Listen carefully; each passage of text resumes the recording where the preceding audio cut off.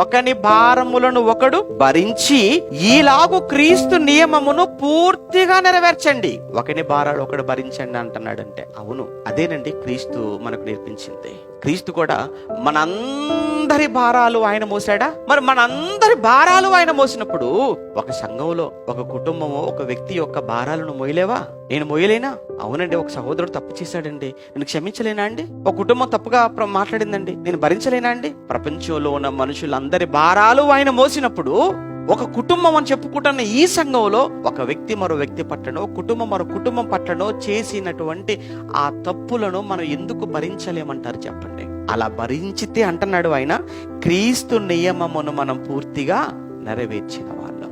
మళ్ళా చెప్తాను, నిజంగా మనం అలా భరించలేకపోతున్నాము, పరిచర్యలో మనం పాలు పంచుకోలేకపోతున్నాము అని అంటే, ఒక మాట చెప్పాలంటే అసలు క్రీస్తులో మనం లేనట్లు, క్రీస్తు మనలో లేనట్లు.